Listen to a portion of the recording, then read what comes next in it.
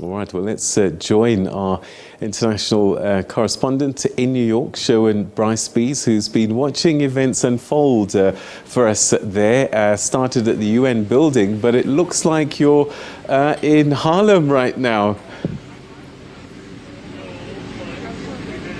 Peter, well said. We are in East Harlem, so from inside the UN General Assembly to outside, which really speaks to what this day is all about. Yes, speeches are important, especially ones from high-profile individuals like the Duke of Sussex, Prince Harry, and what a fantastically heartfelt, well-researched and profound speech he gave earlier today. But this is also about community service. It's about those 67 minutes that we as individuals need to put back into the community, be they in the United States of America or wherever you may find yourself.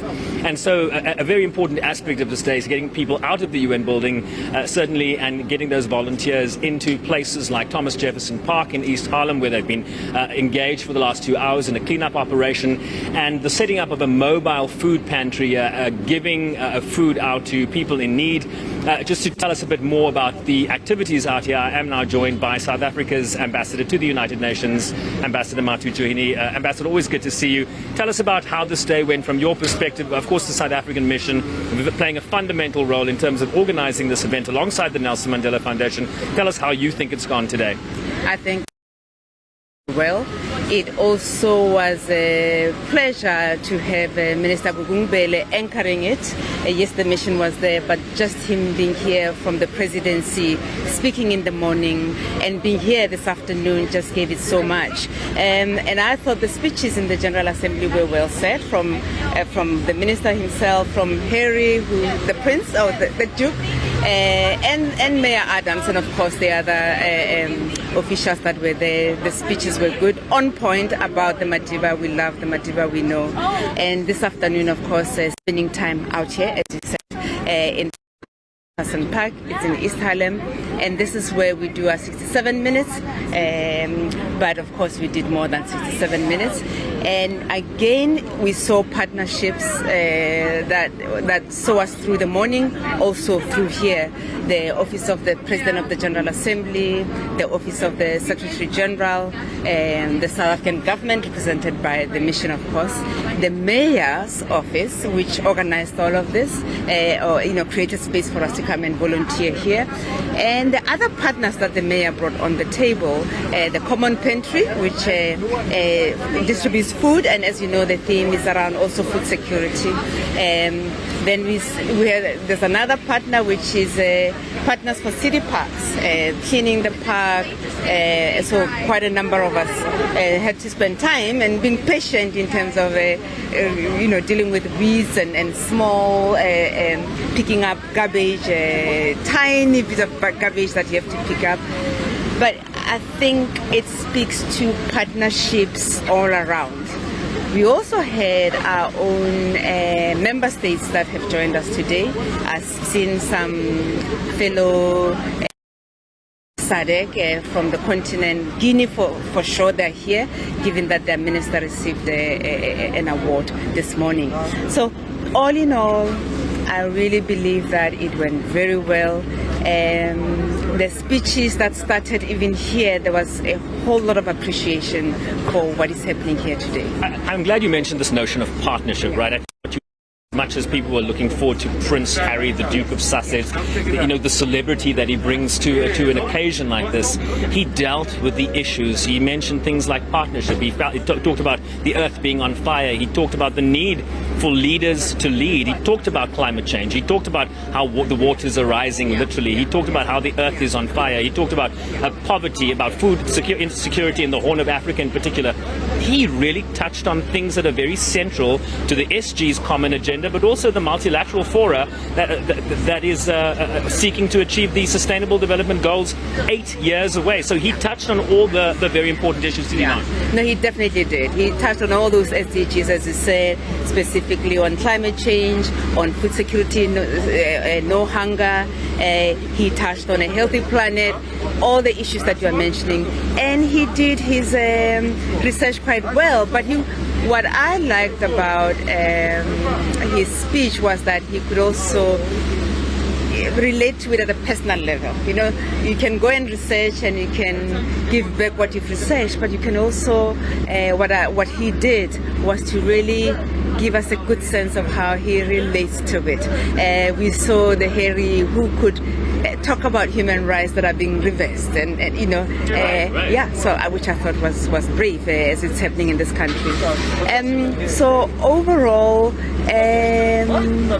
both inside the GA and out here, we saw partnerships coming together, and importantly, we saw focus on Madiba, but what Madiba had to say about development, which are these sustainable development goals, and Madiba's relationship to the earth, you know, when you say son of the soil, where he comes from. So, all right, Ambassador, thanks so much for stopping by. Let me just also tell people that it just poured with rain here. So we're huddled under a canvas here attached to this mobile food pantry. Otherwise, we'd be out sort of exploring Thomas Jefferson Park. But Ambassador, good to see you. It started with rain and it's ending with rain. And it's an African blessing, no doubt. Absolutely. And Madiba might be proud. Thank you, Ambassador. All right, Peter, earlier today we also heard from a number of speakers in the General Assembly, the Deputy Secretary General Amina Mohammed, the Mayor of New York Eric Adams, and of course South Africa's Minister in the Presidency Mondli Gungubele. This is what they had to say. Watch. Madiba has been an inspiration for me ever since I was a young child in Nigeria, trying to find my path. Since then, Mama Grasa and Selo Hatang, through the Nelson Mandela Foundation, keep the fire under our feet on the many issues that Nelson Mandela Madiba embodied. I've taken to heart his profound lesson that we all have the ability and responsibility to take action, that there is no us and them. We are in this together, carrying a shared responsibility to preserve our common home and stand in solidarity with one another. We as leaders cannot fall back on excuses and inertia when the people demand change. We must be inspired by the courage of Nelson Mandela, or Madiba, his given name. History cannot erase the 27 years he sacrificed in the name of freedom. But his example reminds us that the darkest times cannot quench our spirit or dim our hopes. As we grapple with peace and security challenges, human rights atrocities, climate disaster, COVID-19 recovery, addressing food security and hunger, bridging the economic and gender inequality, as well as combating the stubborn demon of racial intolerance and discrimination, we can derive courage from the power of example displayed by our beloved Madiba, that we can make the impossible to be possible, even though the odds may seem stacked against us.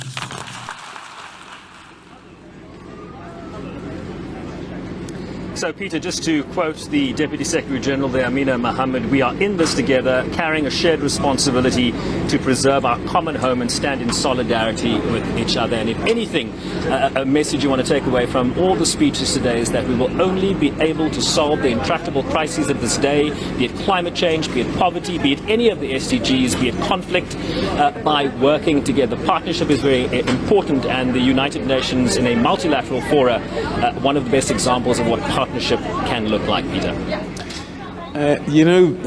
Mandela Day is huge for us here in South Africa. He's ours, and it's something that we treasure. And I just wonder, it's an international day. I mean, it's a UN marked day.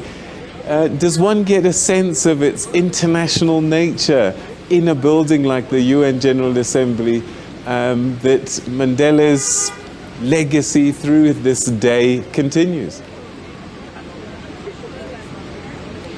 Well, what the General Assembly resolution in 2009 did when they adopted the resolution creating Nelson Mandela International Day is they made it incumbent on the United Nations to infuse the legacy, the ideals, the work ethic, the values of Nelson Mandela into the UN system. So it is now, by virtue of a mandate given to the UN Secretariat by the General Assembly, part of the UN system. It's part of the UN system. UN volunteers need to show up for their 7 minutes at least. Various peacekeeping missions, various UN offices around the world must have events that commemorate the day. And it it also makes it incumbent on UN member states, and I've just lost the connection, Peter, if they can call me back, because I won't be able to hear your next question. It makes it incumbent on UN member states also to mark and commemorate this day through acts of community service and the like. So a very, very important act by the General Assembly in terms of the UN system. Beyond that, a celebrity, someone like Prince Harry coming here brings international stature and celebrity to the issues of sustainable development. So in a way, one gets a sense that with Harry speaking at this event, we had a new audience, particularly a younger audience, tuning in to hear about what the UN Common Agenda is, to hear about what is important in terms of a sustainable and developmental future, not only for some of the poorest countries in the world, but some of the developing countries, developed countries in the world. But is it an international event, Peter? I'm not sure what we can compare it to. I don't think it necessarily has permeated countries like the United States necessarily, where everybody around the country in Chicago and Los Angeles is tuning in because it's Nelson Mandela International Day. I think what Harry's presence today did is to reinvigorate it.